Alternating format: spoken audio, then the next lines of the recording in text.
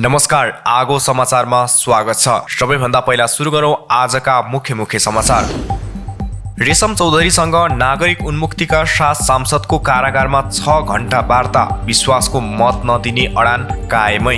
राष्ट्रपति कसलाई बनाउने भन्नेमा प्रधानमन्त्री प्रचण्ड र ओलीबीच बालुवाटारमा छलफल। रवि लामिछानेलाई दिलभूषण पाठकको प्रश्न, घरमै आएर मेरो प्रशंसा गर्दै प्रधान सम्पादकको अफर गर्नुभएको होइन। 25 वर्ष नपुग्दै टर्कीले भोगेको दोस्रो महाशक्तिशाली भूकम्प, 200 वटा पराकम्प, मृतकको संख्या 20,000 नाग्न सक्ने अनुमान। USAID की सामन्ता पावरले गरी नेपाललाई 7 अर्ब सहयोगको घोषणा, काठमाडौँ महानगरले भत्कायो मैती देवीको प्रहरी पीठ। वैज्ञानिकहरूले पत्ता लगाए दोस्रो पृथ्वी, जहाँ सधैँ एउटै आधा भागमा मात्र उज्यालो हुन्छ। ऋषि धमलासँगको तस्बिर सेयर गर्दै एलिजाले भनिन्, जिन्दगीमा आधी हुरी आउँछ तर हाम्रो माया घट्नेवाला छैन। ऋषि धमला बारे हिजो बोलेको भिडियोलाई लिएर शर्मिला वाइबाले मागिन् माफी, धमलालाई सिधाउन गिरोह लागेको खुलासा लगायतका समाचारहरू रहेका छन्।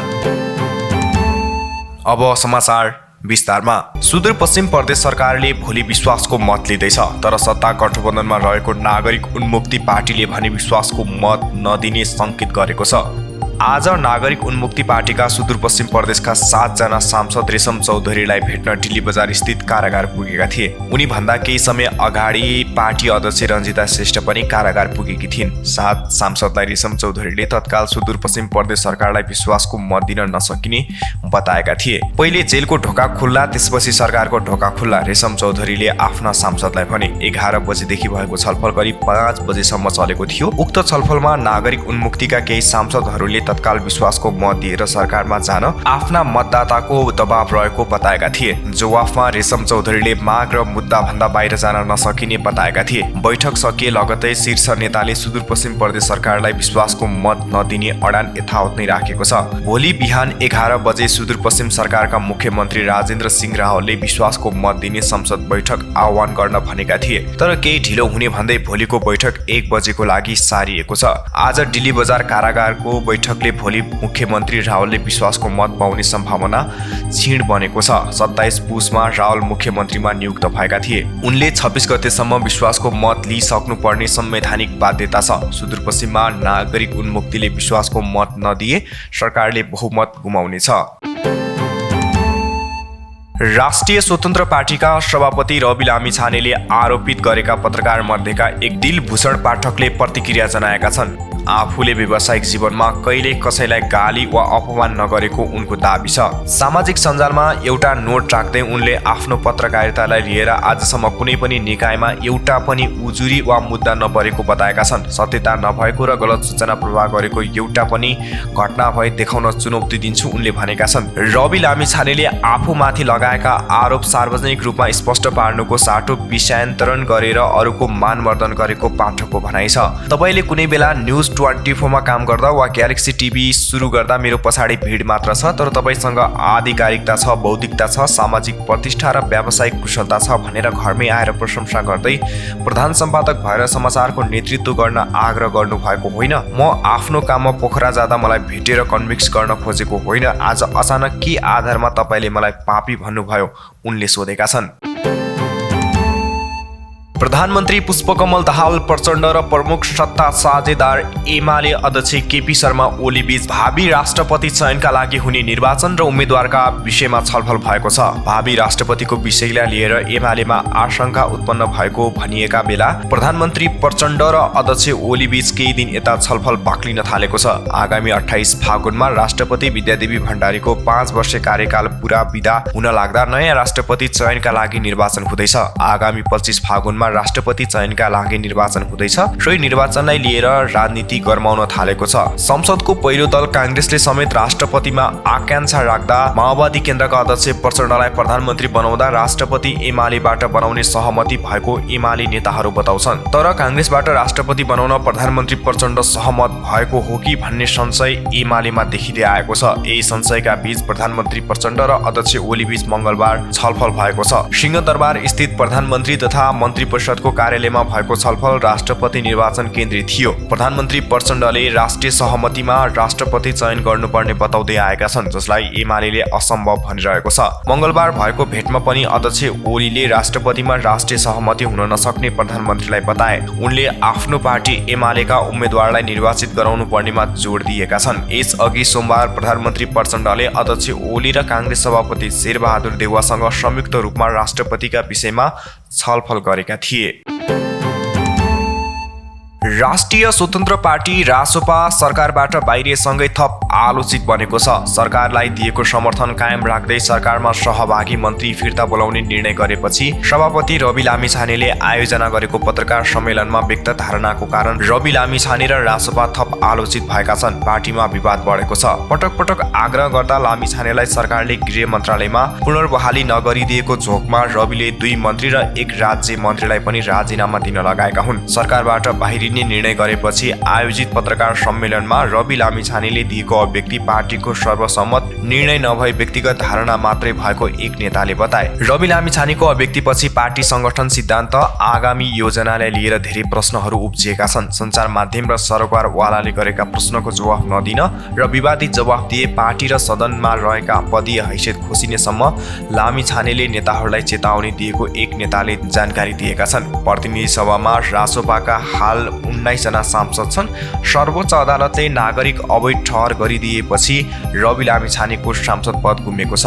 रासोपाकी इन्दिरा राणा मगर उपसभामुख बनेकी छिन्। पार्टीप्रति सबैको चासो भइरहेको बेला विवादित अभिव्यक्ति नदिन र दिए संसद पद खारेज गरिदिने रवि लामिछानेले धम्की दिएको नाम उल्लेख नगर्ने शर्तमा एक नेताले जानकारी दिए। पार्टी स्थापनाको छोटो अवधिमा नै नेताहरू बीच फरक मत देखिँदै आएकोमा रविको अभिव्यक्तिपछि पार्टीभित्र तिक्तता चुलिएको छ। रविको महत्त्वाकांक्षाले स्थापना भएको रासोपामा फरक पृष्ठभूमिका व्यक्तिहरू भेला हुँदा स्थापना कालदेखि नै धेर थोर फरक मत देखिँदै आएको थियो।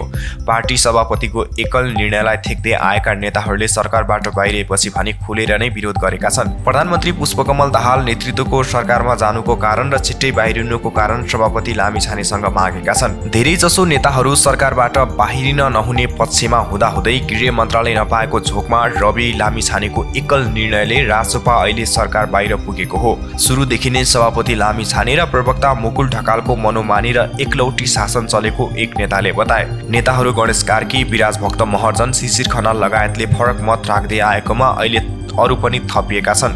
गत आइतबार रासोपाको पत्रकार सम्मेलनमा रवि लामिछानेले अनावश्यक विषयहरू पनि उठाएको राजनीतिक वृत्तमा टिप्पणी भएका छन्। मुलुकका सबैजसो मूलधारका पत्रिका र अनलाइन सञ्चार माध्यमका सम्पादक र सञ्चालक विरुद्ध उनले आक्रोश पोखे।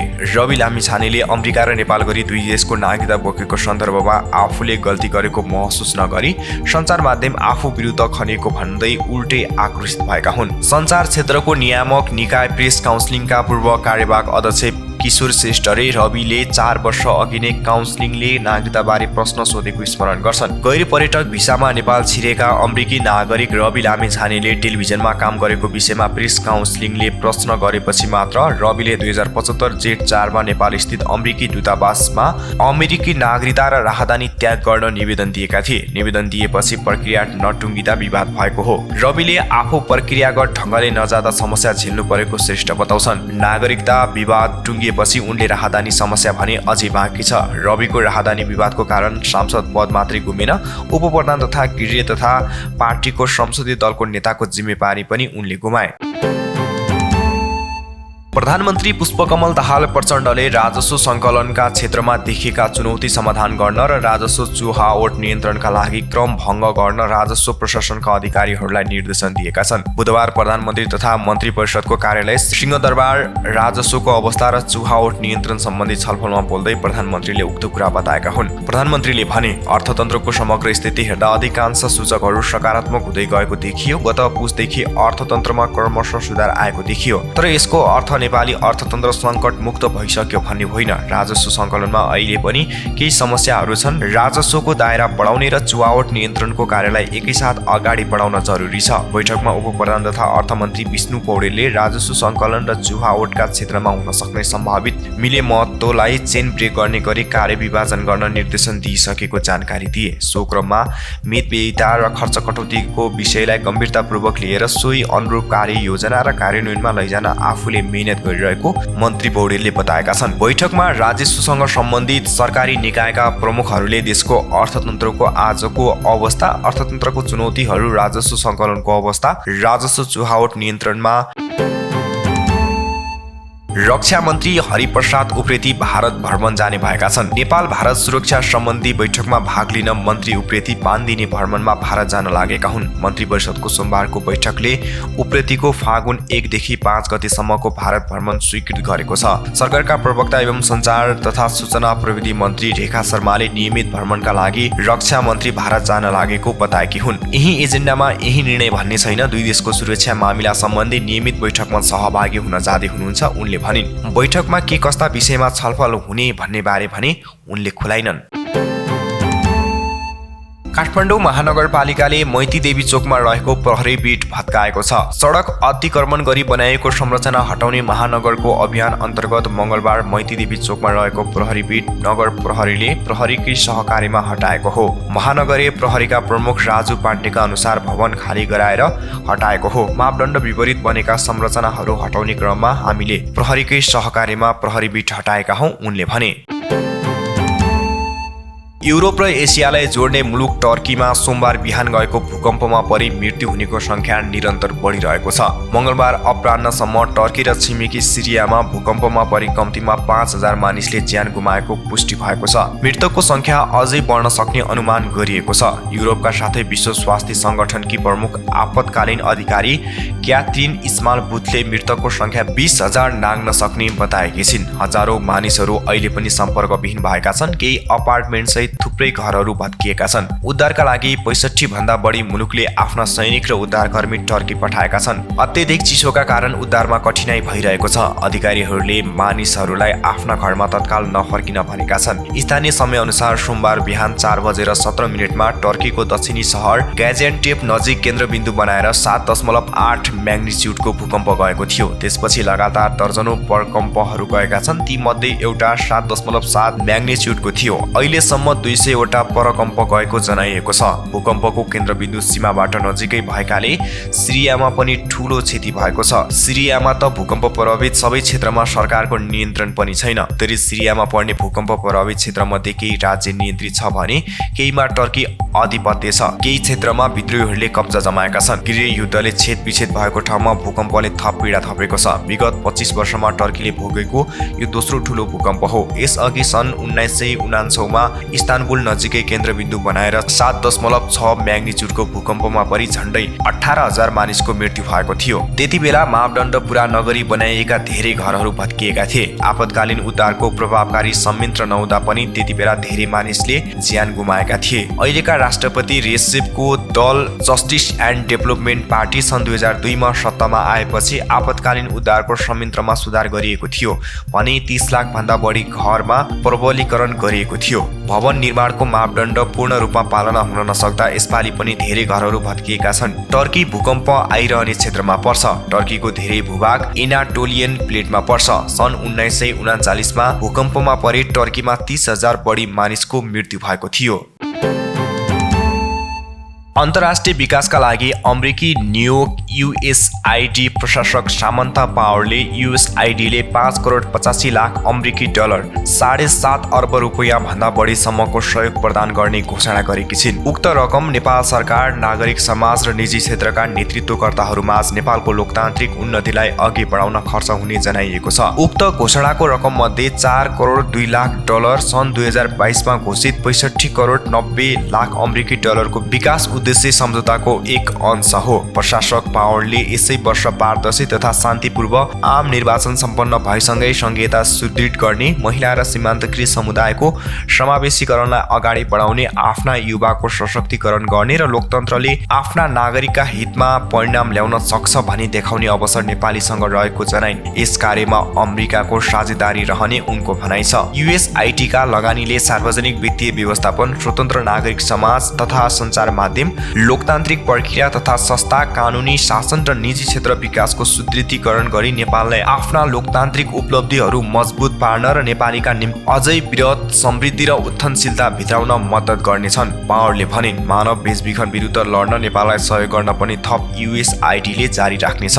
आज घोषित लगानीमा आर्थिक दृष्टिकोणबाट अझ बढी पारदर्शिता र जवाफदेही तवरबाट सार्वजनिक सेवाहरू प्रदान गर्न, प्रादेशिक तथा स्थानीय सरकारवालालाई सहयोग गरी नेपालमा समावेशी र लोकतन्त्र समृद्धिको सुदृढीकरण गर्न $2 करोड सम्म समावेश गरिएको जनाइएको छ। नागरिक समाज र सञ्चार माध्यमको समर्थन उक्त लगानीमा सामुदायिक आवश्यकता, आधारभूत स्वतन्त्रता र जवाफदेहीतालाई अगाडि बढाउन, महिला, युवा र सीमान्तकृत समुदायहरूका नेतृत्वमा र उनीहरूकै निम्ति बनेका स्वतन्त्र नागरिक समाजका संस्थाहरूलाई सहयोग गर्न $1.85 करोड सम्मको रकम समाविष्ट छ। सरकार र आम जनतासँग प्रभावकारी रूपमा संलग्न हुन आवश्यक विश्वसनीयता र विधिहरू विकास गर्दा उक्त नागरिक समाजका सङ्गठनहरूसँग USAID ले काम गर्नेछ। USAID ले सञ्चार माध्यममाथिको सामाजिक विश्वास बढाउने किसिमका विश्वसनीय सूचना र अझै बढी विविधतायुक्त भाष्यहरूमा सार्वजनिक पहुँच सुधार गर्ने प्रयासहरूलाई सहयोग गर्न सञ्चार माध्यमहरूसँग पनि साझेदारी गर्नेछ। स्थानीय निर्वाचन तथा कानुनी शासनलाई मजबुत बनाउने र मानव बेचबिखन विरुद्ध लड्ने, कानुनी शासनलाई मजबुत बनाउन, स्वतन्त्र र निष्पक्ष निर्वाचनलाई थप टेवा पुर्याउन र मानव बेचबिखन विरुद्ध लड्न पनि USAID ले स्थानीय नेपाली सङ्गठनहरू र सरकारी संस्थाहरूसँग निकट रही काम गर्ने र तिनलाई सहयोग गर्नेछ। यी नयाँ लगानीहरू नेपालका लक्ष्य आकांक्षाहरूलाई टेवा पुर्याउन, नेपालका सरकार र जनता, निजी क्षेत्र र अन्यसँग रहेको USAID को 60 वर्षभन्दा लामो साझेदारीमा आधारित रहेको जनाइएको छ। साझेदारीप्रति USAID को दृष्टिकोण नेपालीहरूले आफ्नो लोकतन्त्रलाई कसरी सुदृढ बनाउने भनी राम्ररी जान्दछन् र सम्मानजनक पारस्परिक सहयोगबाट मात्र हामी नेपाललाई सुदृढ बनाउन मद्दत गर्न सक्छौँ भन्ने मान्यतामा आधारित छ। उनले भनिन्, नेपालले हालसालै जारी गरेको साझा न्यूनतम कार्यक्रममा समाविष्ट लगायतका सरकारी प्राथमिकताहरूसँग हाम्रो सहयोगलाई समायोजन गर्न सम्बन्धित नेपाली सरकारी निकायहरूसँगको साझेदारीमा काम गर्न USAID तयार रहेको समेत उनले जनाइन्। नेपाल विद्युत प्राधिकरणले विद्युतीय सवारी साधन चार्जिङ स्टेसनको नाममा लिँदै आएको अतिरिक्त शुल्क घटाएको छ। प्राधिकरणले सोमबार सुन्दर यातायातलाई पत्रचार गर्दै लिनुपर्ने शुल्क भन्दा अन्यथा पर्न गएको भन्दै नयाँ बिल पठाएको छ। प्राधिकरणले यसअघि सुन्दर यातायातलाई पठाएको बिलमा प्रति युनिट ₹8.60 र प्रति kVA ₹220 को दरमा शुल्क लगाइरहेको थियो। तर हालसम्म पठाइएको बिलमा त्यसलाई सच्याउँदै प्रति युनिट ₹5.75 र प्रति kVA ₹200 को दरमा शुल्क लगाएर पठाएको छ। त्यस्तै सुन्दर यातायातले डिमान्ड शुल्क हटाउन माग गर्दै आएकोमा यसको लागि प्रक्रिया सुरु भएको जानकारी प्राधिकरणले पत्रमा उल्लेख गरेको छ। बिजुली खपत गरे बापत विभिन्न शीर्षकमा शुल्क बुझाउनु पर्ने हुन्छ। यसमध्ये डिमान्ड शुल्क पनि एक हो। हाल विद्युत सङ्कलन नियमावली 2078 अनुसार सरकारले चार्जिङ स्टेसनले डिमान्ड शुल्क तिर्ने वा स्वाप सुविधा दिएर नतिर्ने दुवै विकल्प खुल्ला राखेर महसुल तोकेको छ। डिमान्ड शुल्क तिर्नेलाई स्टेसनको प्रति युनिट इनर्जी चार्ज सस्तो हुन्छ भने नतिर्नेलाई महँगो पर्छ। नियमावलीमा भनिएको छ, कुनै पनि उपभोक्ताको स्वीकृत लोड 25 kVA वा सोभन्दा बढी भएमा डिमान्ड मिटर 3 फेज स्मार्ट अथवा TOD मिटर लगाउनु पर्नेछ। स्वीकृत लोड भन्दा डिमान्ड मिटरले देखाएको डिमान्ड 50% भन्दा कम आएमा स्वीकृत लोडको 50% ले हुने रकम उपभोक्ताले डिमान्ड शुल्क बापत बुझाउनु पर्नेछ। डिमान्ड मिटर जडा नभएका उपभोक्ताको हकमा स्वीकृत लोडको 80% ले हुन आउने रकम डिमान्ड शुल्क स्वरूप कायम गरिनेछ।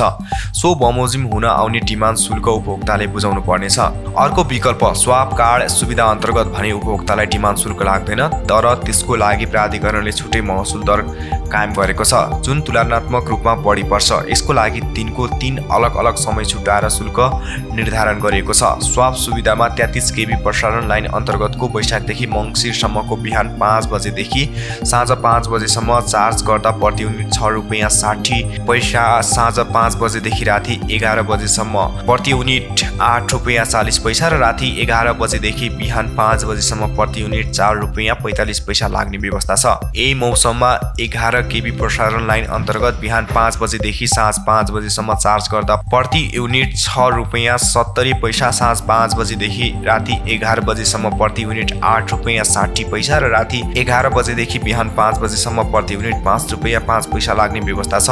त्यस्तै तल्लो भोल्टेज प्रसारण लाइन अन्तर्गत बिहान 5 बजेदेखि साँझ 5 बजेसम्म चार्ज गर्दा प्रति युनिट 6 रुपैयाँ 90 पैसा, साँझ 5 बजेदेखि राति 11 बजेसम्म प्रति युनिट 8 रुपैयाँ 70 पैसा र राति 11 बजेदेखि बिहान 5 बजेसम्म प्रति युनिट 5 रुपैयाँ 5 पैसा लाग्ने व्यवस्था छ। स्वाप सुविधामा 33 केबी प्रसारण लाइन अन्तर्गतको पुस महिनादेखि चैतसम्मको साँझ 5 बजेदेखि राति 11 बजेसम्म चार्ज गर्दा प्रति युनिट 8 रुपैयाँ 40 पैसा र राति 11 बजेदेखि भोलिपल्ट साँझ 5 बजेसम्म प्रति युनिट 6 रुपैयाँ 60 पैसा लाग्ने व्यवस्था छ। यही मौसममा 11 केबी प्रसारण लाइन अन्तर्गत साँझ 5 बजेदेखि राति 11 बजेसम्म चार्ज गर्दा प्रति युनिट 8 रुपैयाँ 60 पैसा र राति 11 बजेदेखि भोलिपल्ट साँझ 5 बजेसम्म प्रति युनिट 6 रुपैयाँ 70 पैसा लाग्ने व्यवस्था छ। त्यस्तै तल्लो भोल्टेज प्रसारण लाइन अन्तर्गत साँझ 5 बजेदेखि राति 11 बजेसम्म चार्ज गर्दा प्रति युनिट 8 रुपैयाँ 70 पैसा र राति 11 बजेदेखि भोलिपल्ट साँझ 5 बजेसम्म प्रति युनिट 6 रुपैयाँ 90 पैसा लाग्ने व्यवस्था छ। सुन्दर यातायातले भने स्वाप विकल्प अनुसार बढी मूल्य पनि नतिर्ने र डिमान्ड शुल्क नतिरी एनर्जी बिल अनुसार नै प्रति युनिट 5 रुपैयाँ 75 पैसा दरमा मात्र तिर्न माग राखेको छ। सोमबार अतिरिक्त डिमान्ड शुल्क र बिलिङ गरेकोमा आपत्ति जनाउँदै सुन्दर यातायातले भने चार्जिङ स्टेसन र विद्युतीय बसको सञ्चालन बन्द गरेको थियो। आजदेखि भने सेवा फेरि सुरु गरेको कम्पनीका अध्यक्ष भेष बहादुर थापाले बताए। सरकारले दैलेखको भैरवी गाउँपालिका 1 जलजलेमा पेट्रोलियम अन्वेषण गर्ने भएको छ। त परियोजनाका लागि जलजलेमा 75 रोपनी जग्गा अधिग्रहण गर्ने सोमबारको मन्त्री परिषद बैठकले निर्णय गरेको सरकारकी प्रवक्ता एवं सूचना तथा सञ्चार मन्त्री रेखा शर्माले जानकारी दिइन्। मन्त्री परिषदको निर्णय सार्वजनिक गर्न आज सञ्चार मन्त्रालयमा आयोजित पत्रकार सम्मेलनमा उनले पेट्रोलियम अन्वेषणका लागि सो जग्गा प्राप्तिका लागि स्वीकृति दिने निर्णय गरेको बताएकी हुन्। मन्त्री परिषद बैठकले नागमती बाँध आयोजनाको कार्यान्वयनका अघि बढाउन काठमाडौँको गोकर्णेश्वर नगरपालिका 1 मा रहेको करिब 14 रोपनी जग्गा प्राप्ति गर्न स्वीकृति दिएको छ। त्यस्तै बैठकले ऊर्जा जलस्रोत तथा सिँचाइ मन्त्रालयका सचिव गोपाल प्रसाद सिग्देललाई दक्षिणी अफ्रिकामा हुने IWMI मा छलफलमा भाग लिन स्वीकृति दिएको छ। सञ्चारकर्मी ऋषि धमला अहिले चर्चामा छन्। पूर्व गृह मन्त्री रवि लामिछानेले आफूलाई सपोर्ट नगरेको भन्दै विभिन्न मिडिया हाउस सञ्चालकप्रति रोष व्यक्त गरेका थिए। ती मध्ये एउटा नाम हो ऋषि धमला। उनै धमलाबाट आफू पीडित भएको भन्दै शर्मिला वाइया नामकी एक महिलाले केही सञ्चार माध्यममा अन्तर्वार्ता दिएपछि धमलाबारे विभिन्न टिका टिप्पणी भइरहेको छ।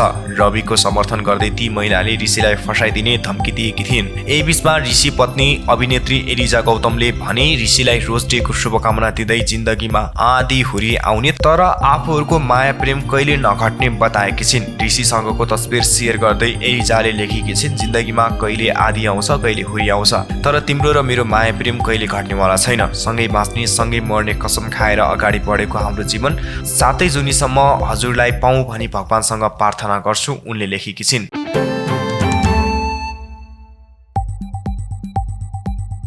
नेपाली युवा महिला फुटबल टोलीले बङ्गलादेशमा आयोजना भइरहेको साफ U20 महिला च्याम्पियनसिपमा सुरुवात राम्रो गर्न सकेको थिएन। पहिलो खेलमा बङ्गलादेशसँग 3-1 गोलले पराजित भएपछि 4 टोली मात्र सहभागी रहेको यस प्रतियोगितामा नेपालको उपाधि होड कमजोर बन्ने देखिएको थियो। तर पनि दोस्रो खेलमा भुटानलाई 4-0 गोलले हराएर नेपालले फाइनल पुग्ने आशा कायमै राखेको थियो। आफ्नो दोस्रो खेलमा भिडेका बङ्गलादेश र भारत बराबरीमा रोकिनु नेपालका लागि फाइदाजनक रह्यो। नेपाललाई अघि बढ्न अन्तिम खेलमा साबिक विजेता भारतलाई हराउनै पर्ने दबाव थियो। मंगलबार भारतमाथि 3-1 गोलको जित निकालेर नेपालले फाइनलमा स्थान सुरक्षित गरेको हो। साफ U20 महिला च्याम्पियनसिप पहिलो पटक आयोजना भएको हो। यसअघि सन् 2018 मा साफ U18 च्याम्पियनसिप आयोजना भएको थियो। त्यतिबेला 6 टोली सहभागी रहेको भुटानमा आयोजित त्यस प्रतियोगितामा नेपालले भारतलाई सेमी फाइनलमा टाई ब्रेकरमा हराउँदै फाइनलमा पुगेको थियो। यद्यपि उपाधि भिडन्तमा बङ्गलादेशसँग 1-0 गोलले गोलले पराजित भयो। त्यसपछि सन् 2021 मा साफ U19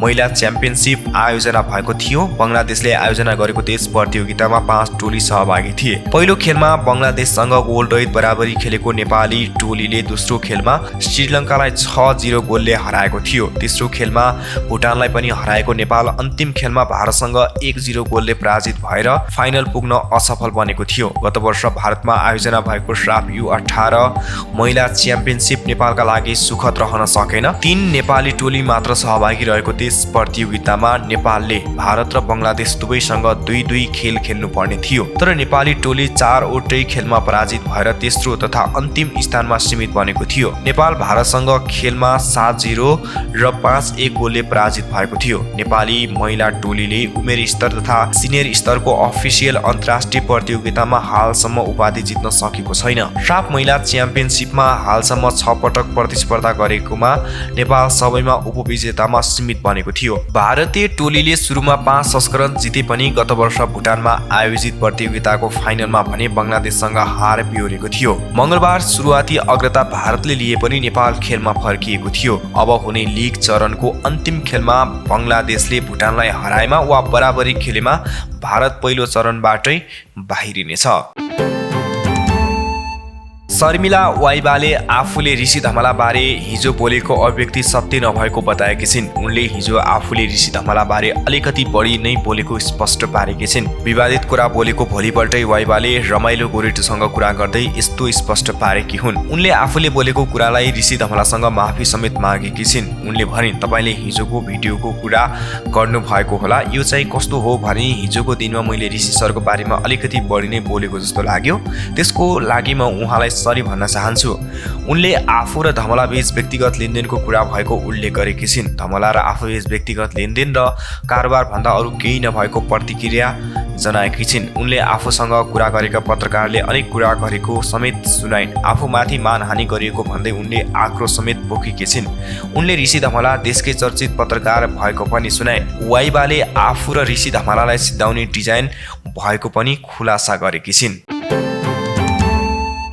वैज्ञानिकहरूले दोस्रो पृथ्वी पत्ता लगाएका छन्। oneindia.com का अनुसार अर्थ 2 नाम दिएको यो नयाँ ग्रह हाम्रो पृथ्वी जस्तै देखिन्छ। यस ग्रहमा पानी पर्ने सम्भावना पनि रहेको बताइएको छ भने यहाँ जीवन रहने सम्भावना पनि उच्च रहेको वैज्ञानिकहरूले उल्लेख गरेका छन्। स्पेनको क्यालर अल्टो अब्जर्भेटरीमा रहेको 11.5 फिट अग्लो कार्मेन्स टेलिस्कोपको सहयोगमा यो ग्रह पत्ता लागेको हो। यो नयाँ पृथ्वीको खोजीमा विश्वभरका 50 वैज्ञानिकहरू लागेका थिए। पृथ्वी जस्तै यो ग्रह पनि आफ्नो तारा वरिपरि घुम्छ। यो ग्रह पृथ्वी भन्दा 1.08 गुणा ठुलो छ। वैज्ञानिकहरू भन्छन् कि यो पृथ्वीको सबैभन्दा नजिकको ठाउँहरू मध्ये एक हो। एस्ट्रोनोमी एउटा एस्ट्रोफिजिक्स जर्नलमा प्रकाशित अध्ययन अनुसार यो हाम्रो पृथ्वीबाट 21 प्रकाश वर्ष टाढा छ। यस ग्रहलाई आधिकारिक रूपमा बुलुप 1059 b नाम दिएको छ। यो लगभग पृथ्वीको आकारकै छ भने यसको औसत तापक्रम लगभग 13 सेल्सियस डिग्री रहेको बताइएको छ। वैज्ञानिकहरूका अनुसार यस ग्रहमा सधैँ एकातिर उज्यालो हुन्छ भने अर्कोतिर अन्धकार हुन्छ। त्यस ग्रहमा हाम्रो ग्रहको जस्तो पालै पालो दिन र रात हुने कुनै सूत्र छैन। यसको मतलब दिन भइरहने क्षेत्रमा त्यहाँ जीवन सम्भव छ। कान्तिपुर मिडिया ग्रुपका अध्यक्ष तथा प्रबन्ध निर्देशक कैलाश सिरोयाले राष्ट्रिय स्वतन्त्र पार्टी रासोपाका सभापति समेत रहेका पूर्व उपप्रधान तथा गृहमन्त्री रवि लामिछानेले लगाएका आरोपहरू पुष्टि गर्न चुनौती दिएका छन्। मङ्गलबार एक विज्ञप्ति जारी गर्दै सिरोयाले आफू र कान्तिपुरमाथि रासोपाका सभापति लामिछानेले गत आइतबारको पत्रकार सम्मेलनमा लगाएका आरोप पुष्टि गर्न चुनौती दिएका हुन्। रवि लामिछानेले नेपाली सञ्चार जगत र सञ्चारकर्मी विरुद्ध विस्मरण गर्ने शैलीमा जथाभावी निराधार लान्छनाहरू लगाएको भन्दै सिरोयाले खेद प्रकट समेत गरेका छन्। उहाँले सम्मानित सर्वोच्च अदालतले नागरिकता मुद्दामा आफूलाई दोषी ठहर गर्दै पदमुक्त गरेकोमा वा त्यसपश्चात गैर सांसदका रूपमा पुनः गृहमन्त्री बन्न नपाएकोमा झोक पोख्नु भएको होला। विज्ञप्तिमा भनिएको छ, कारणहरू जे हुन् उहाँले आफ्ना गल्ती कमजोरी ढाकछोप गर्न वा त्यस सम्बन्धी समाचारहरू आउन नदिन समग्र नेपाली मिडियाको प्रतिष्ठा र विश्वसनीयतामाथि जसरी सुनियोजित प्रहार गर्न खोज्नु भएको छ त्यो हामी स्वतन्त्र प्रेस र लोकतन्त्र पक्षधर जो कोहीलाई पनि सह्य हुने छैन। सिरोहियाले आफूमाथि लामिछाने लगाएका आरोपबारे 5 बुँदामा जवाब समेत दिएका छन्। के रवि लामिछानेले पनि नागरिकता, दोहोरो पासपोर्ट र दोहोरो राष्ट्रियतालाई लिएर आफूमाथि उठेका तमाम प्रश्नको साँचो जवाफ दिन सक्नुहुन्छ उनले भनेका छन्। उनले कुनै पनि पत्रकार वा कर्मचारी तथा कार्यालयमाथि भौतिक आक्रमण भए त्यसको जिम्मा रवि लामिछाने वा रासोपाले लिनुपर्ने पनि बताएका छन्। लामिछानेले धम्की दिए झै हाम्रा कुनै पनि पत्रकार वा कर्मचारी अथवा कार्यालयमाथि कुनै पनि किसिमको भौतिक आक्रमण गरियो भने त्यसको जिम्मा उहाँ र उहाँकै पार्टीले लिनुपर्नेछ, सिरोयाले निकालेको विज्ञप्तिमा उल्लेख छ।